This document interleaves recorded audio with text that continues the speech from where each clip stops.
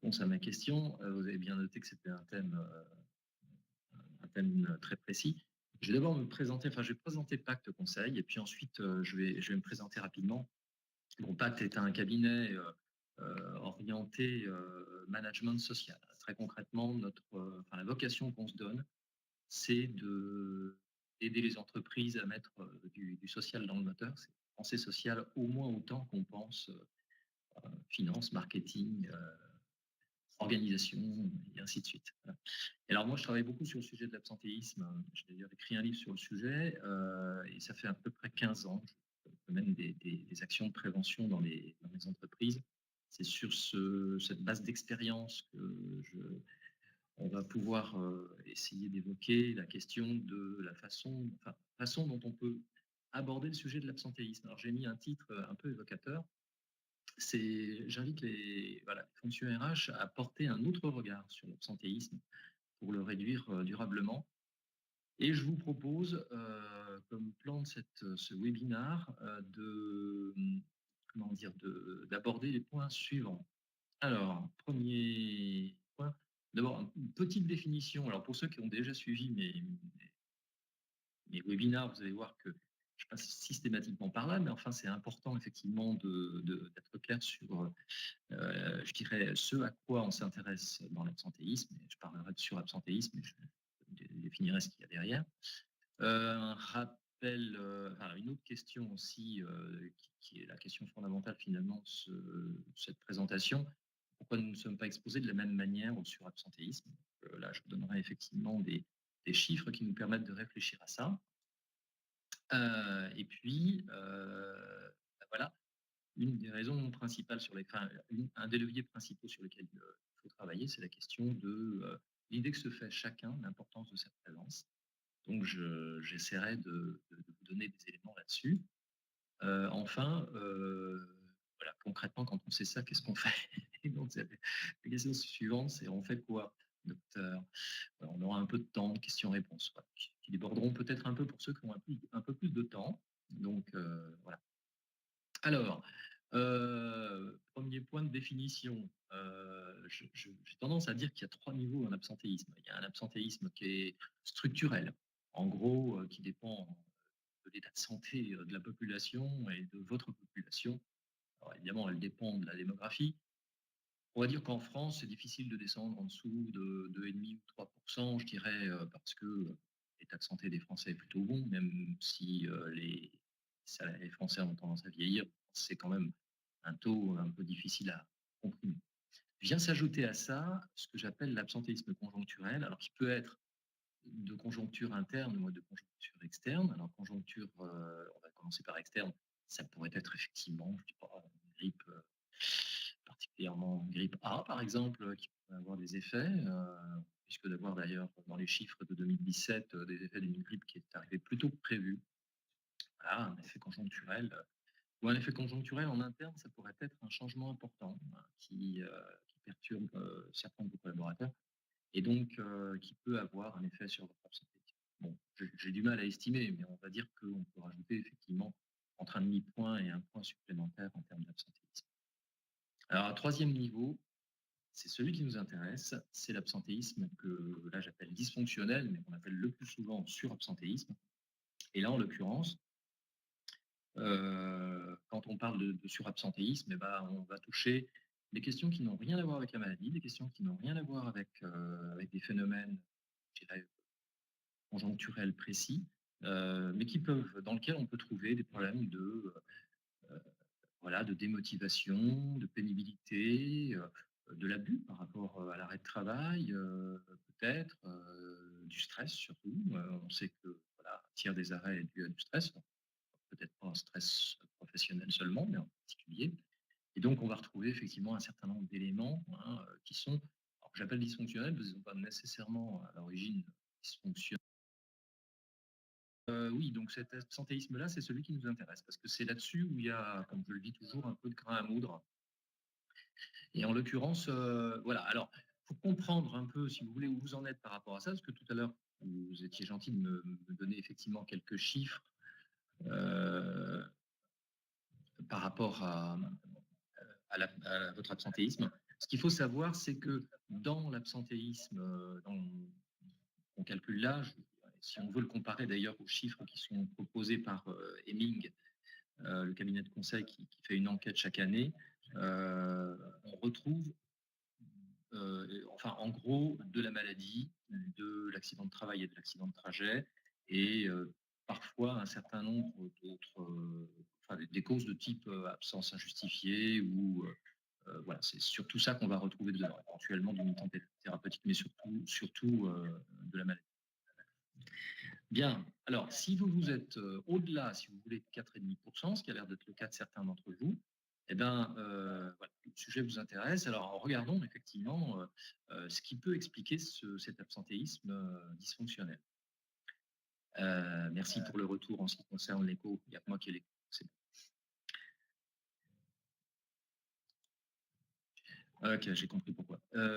Voilà, si c'est toujours ok, je continue. Alors, voilà le fond du problème. Je vais vous proposer effectivement de regarder ce graphique-là avec intérêt, parce qu'en fait, moi, il a été, je dirais, ça a été une découverte, en fait. Alors, vous allez me dire, il y a rien de particulièrement étonnant là-dedans, mais voilà ce qu'on voit. C'est une étude qui a été faite de façon glissante par l'INSEE entre 2003 et 2011, qui a été publiée en 2013 dans un document interne, enfin, un document non, qui a été diffusé à l'extérieur à l'INSEE. Et qui faisait apparaître par grandes catégories socioprofessionnelles les taux d'absentéisme, et en particulier, au sein de ces catégories, on distinguait les titulaires de la fonction publique, les contrats de plus d'un an en CDI, et puis les CDD ou les CDI de moins d'un an. Alors, ce qui est évocateur là-dedans, c'est, enfin, d'ailleurs, je pourrais vous poser la question, chercher l'erreur. Ce qui est évocateur là-dedans, c'est ça. C'est qu'en fait, entre les cadres et les employés, on a un rapport de 1 à 3. Et si on regarde les cadres et les professions intermédiaires, on a un rapport en gros de 1 à 2. Okay. Et là, il y a quelque chose de révélateur et de très intéressant. La vraie question qui se pose derrière, c'est pourquoi on a cette différence. Et je pose souvent d'ailleurs cette question, c'est qu'est-ce qui explique que les cadres sont 2 ou 3 fois moins absents que les autres catégories. Alors, on dit souvent que les ouvriers sont exposés de manière beaucoup plus importante à des conditions de travail difficiles. Alors, je vais le reconnaître. C'est moins le cas des employés. Donc, là aussi, je me pose des questions sur l'écart de pénibilité. Alors, on peut exclure déjà des aspects qui sont des aspects d'âge, parce que les cadres sont en moyenne un peu plus âgés que les- les employés. On peut exclure aussi les problèmes, je dirais, qui peuvent être liés à l'intérêt des compétences mises en œuvre. Alors, c'est vrai que les tâches peuvent être plus enrichissantes, mais on verra pourquoi je l'exclus. Et puis, alors, il y a la question, effectivement, de la motivation autour du salaire. C'est vrai, et c'est là que c'est intéressant de creuser. Et donc, en fait, ce qui révèle cet écart, avec près 15 années d'expérience sur le sujet, c'est l'importance que les cadres ont de leur présence. L'idée qu'ils se font de l'intérêt, de l'importance de leur présence. En l'occurrence, leur capacité, si vous voulez, à comment dire, euh, à s'engager en quelque sorte, hein, dans l'entreprise, et à être présent, parce qu'ils se disent que s'ils ne le sont pas, il y a un certain nombre de choses qui ne peuvent pas être faites, il y a un certain nombre d'informations qui ne peuvent pas être diffusées, leur équipe peut parfois ne pas être, comment dire, ne pas être dirigée. Donc, pour le coup, l'idée qu'ils se font de l'importance de leur présence est déterminante. On ne trouve pas seulement cette idée-là chez les cadres, on la trouve aussi dans d'autres professions qui ont, je dirais, même, on pourrait la trouver presque dans toutes les professions, mais je vais vous donner deux autres exemples où je les trouve. Là, c'est une usine qui fait des rasoirs et dans lesquels il y avait deux métiers qui étaient des métiers assez différents. Il y avait un métier qui était de contrôleur de lame, qui est assez c'est fastidieux au bout du compte, parce qu'il faut simplement effectivement voir les lames qui sont ébavurées, donc les retirer des lots. Et puis il y avait un métier de régleur machine. Dans les métiers de contrôleur de lame, on avait un taux d'absentéisme élevé. Dans les métiers de régleur machine, on avait un taux d'absentéisme assez bas. Et donc, quand on s'interroge sur, ce qui explique ça, pourtant des profils qui n'étaient pas nécessairement très différents en termes de niveau de qualification et de niveau de rémunération, eh bien, il faut simplement prendre en considération que, les contrôleurs, les régleurs machines ont un rôle essentiel. S'ils ne viennent pas, évidemment, la machine ne démarre pas. Alors j'ai rencontré ça aussi dans centre de gériatrie, un des centres de fondation, où on avait un taux d'absentéisme particulièrement bas par rapport aux autres centres. Et là, qu'est-ce qui expliquait cette différence? Eh bien, simplement que la direction avait développé une solidarité entre les équipes qui faisait que on avait, je dirais, un certain confort en termes de taux de présence, mais que si jamais quelqu'un était absent, bah, il demandait à chacune de ses collaboratrices d'intervenir en soutien aux équipes dans lesquelles il y avait des absents. Et cette solidarité, là aussi, participait en grande partie à un taux de présence important. Pour des petits bobos, pour des niveaux assez faibles d'absence, bah, les gens avaient, enfin de raison d'absence, finalement, les gens avaient une participation assez forte dans l'entreprise. Alors, c'est de ça dont je voudrais parler parce qu'en fait, jusqu'à présent, on a beaucoup travaillé sur l'idée qu'il fallait lutter contre l'absentéisme. Et moi, je suis à peu près convaincu qu'on fait fausse route parce que si on cherche à lutter contre l'absentéisme, en fait, on est en train de se battre, en particulier contre 15% de fraudeurs d'après la CNAM. Alors, 15% de fraudeurs hein, sur l'ensemble de votre effectif. Imaginons que vous ayez 5% d'absentéisme. J'ai vu qu'il y avait des taux aux alentours de 5 ou 7%. Eh bien, ça représente 0,25% de votre effectif. Donc, évidemment, on est en train de se battre contre l'arbre qui cache la forêt. Et si on veut s'attaquer, si vous voulez, à la forêt, et si on veut se poser la question de la forêt, là, il faut se poser une autre question. C'est la question comment dire, plus généralement, hein, de comment développer hein, chez chacun des salariés l'idée de l'importance de sa présence. Euh, alors là, on a deux choses finalement fondamentales derrière cette logique. Il y a une première chose qui va être d'abord donner envie d'être présent aux absents, important, mais aussi éviter que des présents deviennent absents. C'est aussi un phénomène effectivement qui peut se développer. Donc en travaillant sur l'importance de la présence, on peut réussir à travailler sur les deux leviers. J'avance. Alors, comment on travaille sur ces deux leviers? Il y a un premier travail possible, si vous voulez, sur d'abord débanaliser l'absence. Un gros problème dans pas mal d'entreprises, c'est qu'en fait, on laisse faire. Hein, les petites absences injustifiées, on les régularise. On, on banalise l'absence en remplaçant de façon systématique des fois. Et donc, pour le coup, hein, l'idée qu'on se fait chacun de notre présence va être plus faible. La deuxième mesure importante, ça va être aussi que chacun mesure mieux sa contribution dans le résultat du service, de l'entreprise. Et ça, il y a un vrai travail. Troisième action, de la reconnaissance et de la reconnaissance, parce que pour le coup, c'est un des facteurs importants, effectivement, du stress en général, mais en particulier, effectivement, de la démotivation. Et puis, il y a la question des conditions de travail. Tout ce que vous ferez pour écouter les plaintes sur ce sujet et pour les prendre en considération vont être aussi une forme importante, effectivement, de considération. Dernier temps, bah, développer la solidarité dans les équipes. C'est pour reprendre l'exemple que j'évoquais tout à l'heure, dans le centre de gériatrie, c'est vrai que dès lors que les plannings peuvent être faits entre collaborateurs, dès lors que les engagements se font sur un contrat moral entre les collaborateurs, ils sont toujours beaucoup plus solidaires, effectivement, que si le contrat est directement avec l'institution et l'entreprise. Et là, il y a un cercle vertueux qu'on peut envisager, c'est-à-dire qu'en fait, au fur et à mesure qu'on rentre dans ces 5 leviers, on finit effectivement par rendre la présence importante au lieu de la collectivité. Alors la question, c'est bien tout ça, mais on fait comment? Eh bien, ce que je considère être la meilleure façon d'avancer sur le sujet, c'est d'abord voilà, travailler en proximité. Parce que vouloir travailler en global, pas beaucoup de sens. Chaque équipe, chaque entreprise d'abord, chaque équipe et puis parfois chaque individu peut avoir des raisons fondamentales, je dirais, d'être en surabsentéisme et donc pour le coup, il faut travailler en proximité pour obtenir, des résultats et parfois segmenter les actions et si on veut le faire, évidemment, c'est auprès des managers qu'il faut s'appuyer donc pour le coup, il y a un vrai, comment dire? Une démarche, hein, qui va être fondamentale, qui est de travailler directement auprès des managers. Alors comment? D'abord en les sensibilisant, mais souvent ils le sont, parce qu'ils se rendent compte effectivement que c'est pénible d'organiser le travail dans ces conditions. Ensuite, en essayant d'identifier avec eux, à partir d'une étude souvent quantitative, là aussi, euh, les, les causes qui font que les gens ont une faible conscience de l'importance de la présence.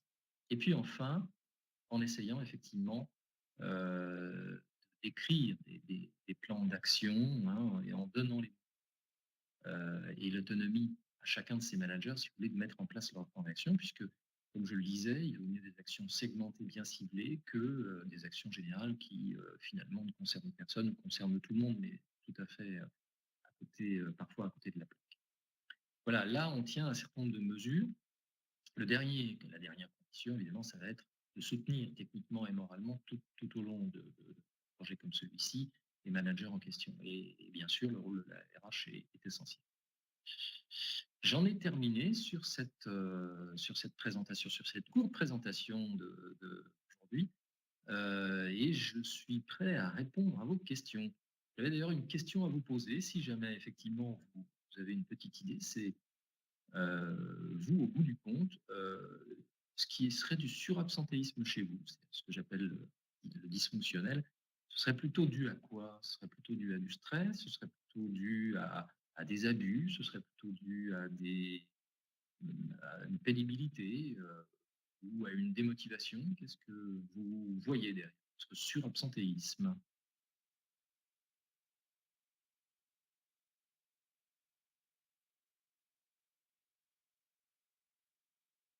Ah, je vois pas de questions s'afficher. La démotivation, ouais. Alors, Aurélie évoque, le taux d'absentéisme sur les plateformes téléphoniques. Ouais et il y a aussi de la démotivation sur un poste au bout de 15 à 20 ans. Tout à fait. L'absence de reconnaissance, oui, je ne l'avais pas cité, c'est un élément, essentiel. Alors je reviens quand même sur les 2 exemples, enfin sur les 2 cas que vous évoquez. Alors plateforme téléphonique, c'est un cas chronique et alors là, on est tout à fait, si vous voulez, dans le cas, d'une idée assez faible de l'importance de sa présence. Pourquoi? Même si, voilà, on sait bien qu'au bout du fil, il y aura pas de réponse si jamais le téléconseiller n'est pas là. Finalement, les téléconseillers ont pas une idée très forte de ce métier-là. Ils le considèrent comme n'en étant pas un vraiment. Souvent, on les remplace un point et pour le coup, pour eux, ça montre bien que, être présent ou être absent, bah, c'est pas très grave. Et puis enfin, si vous voulez, ils ne mesurent pas trop non plus effectivement, l'importance de leur présence, voilà, ils ont l'impression effectivement que c'est plutôt un métier bouche-trou. Donc ce manque de valeur de leur présence est important. La question de la démotivation au terme de 15 à 20 ans de poste, c'est évident. Alors, c'est même souvent avant, hein. Je peux vous dire qu'aujourd'hui, en particulier sur les populations qui sont de génération Y, on a des cas de baisse de motivation, je dirais, sur le manque de perspectives professionnelles qui peuvent être plutôt de type, voilà, 3 ou 4 ans, sur le même poste. On rencontre quand même effectivement des cycles autour de 7-8 ans pour d'autres personnes et la question de l'entretien professionnel est remise en cause là. C'est une vraie question à d'autres causes, alors, l'absence de reconnaissance, oui, c'est évident, et la démotivation, du management direct. Oui, alors, heu, là aussi, il y a un cercle vicieux. Effectivement, c'est les efforts des managers sont pas suivis d'effet parce que, bah, finalement, leur travail ne permet pas de développer le présentéisme et par conséquent, on va avoir un effet pervers, c'est-à-dire que l'augmentation de l'absentéisme les démotive eux-mêmes. On voit se développer un absentéisme chez les populations les comment dire, les agents de maîtrise et les populations intermédiaires, hein, c'est quelque chose de nouveau. Il y a une vraie question autour de ça. Des motivations générales en entreprise. OK. Alors évidemment, le mot démotivation est un mot, un peu valise dans lequel on peut trouver énormément de choses, hein. Peut-être que c'est voilà, un manque de reconnaissance, un manque de soutien, un manque, peut-être, simplement de prise de conscience de sa contribution dans l'entreprise. Mais n'empêche que voilà, il y a du travail à faire derrière ce thème-là. Et donc, bon, je vous invite effectivement à télécharger la présentation, éventuellement à me recontacter, ou si vous avez encore des questions, je suis à votre disposition pour poser ce sujet.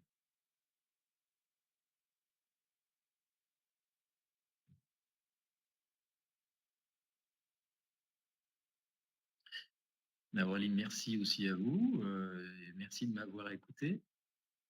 Je voilà, je reste à votre disposition. N'hésitez pas à m'envoyer un message.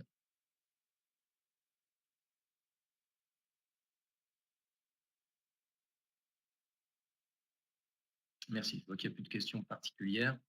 Eh bien, je vous souhaite une très bonne journée à tous. Ah, si, j'ai une question. Comment redonner de la motivation aux salariés sans contrepartie financière?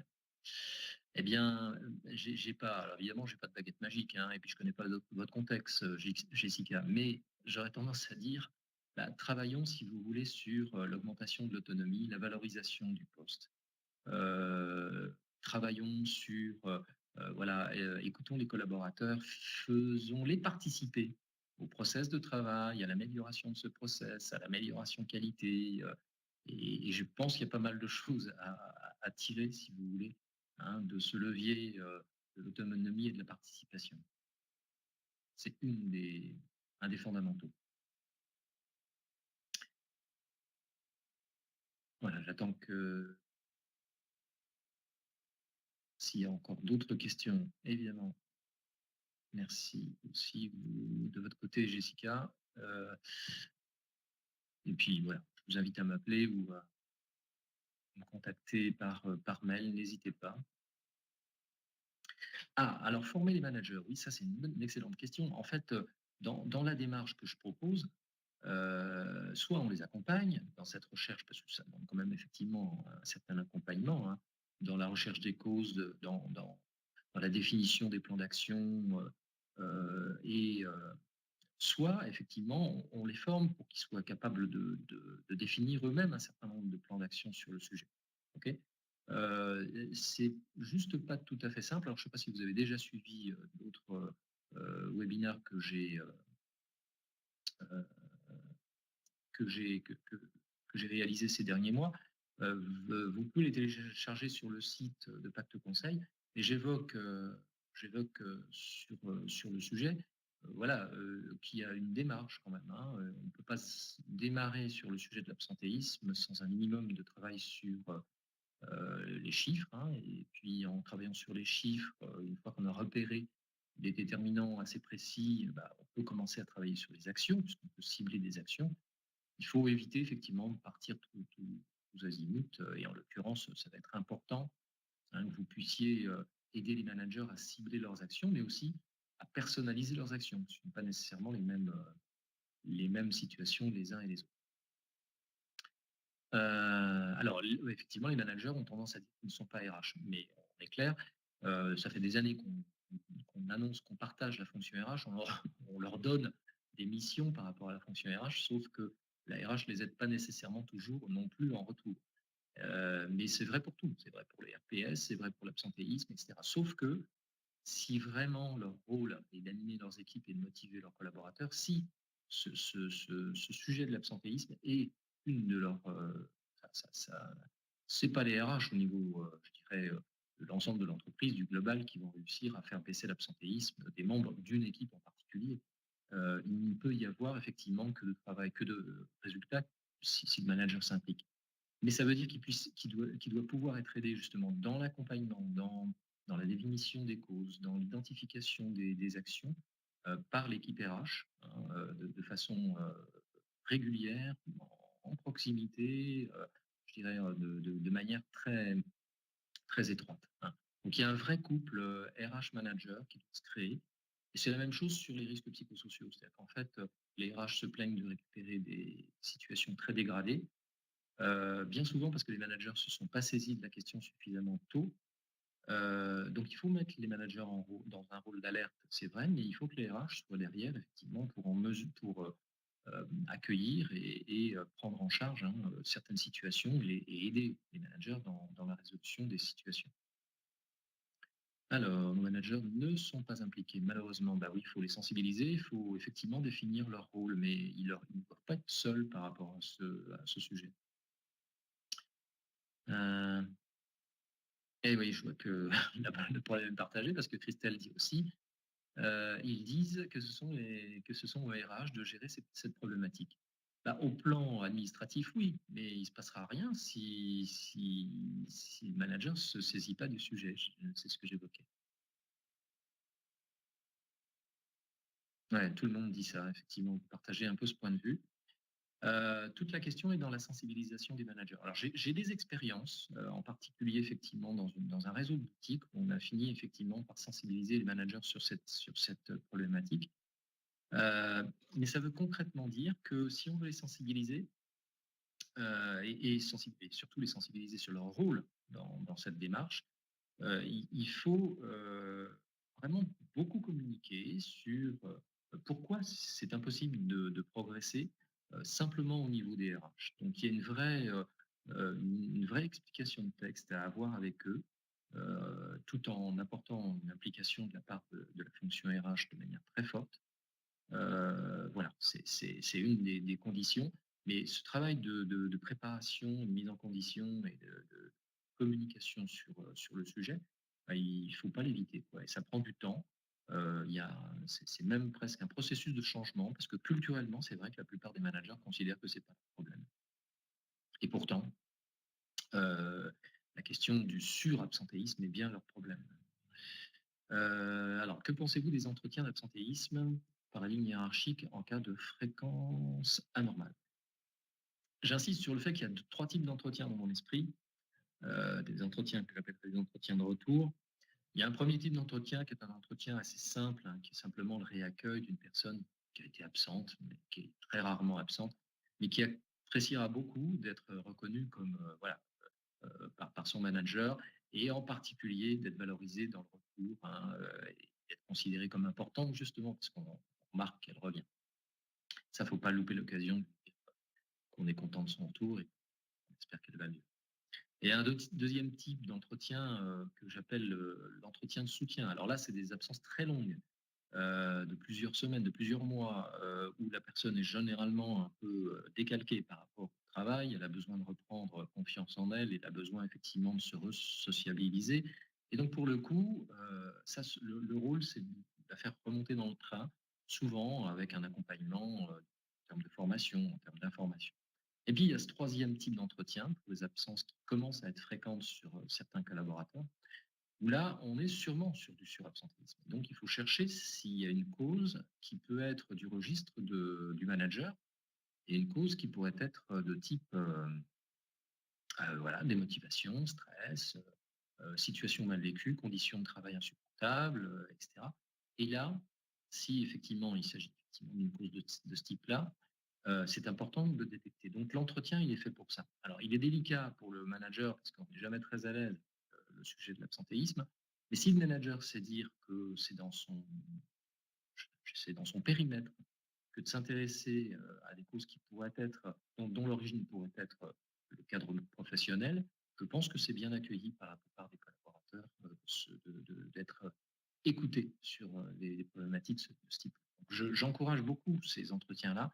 Ça demande quand même effectivement de former les managers à ça, parce que c'est pas des entretiens si simples que ça, surtout pour régler en quelque sorte leur niveau, je dirais, de comment dire, d'investigation, en tous les cas, d'exploration, hein, sur le sujet.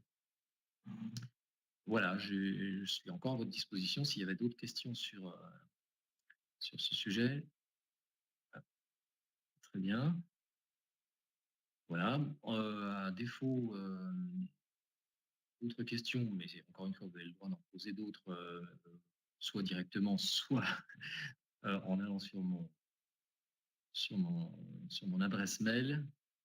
Voilà, bah, moi aussi je vous remercie de m'avoir écouté. Je vous souhaite une très, très bonne journée et puis, bah, à très bientôt pour un autre webinaire peut-être.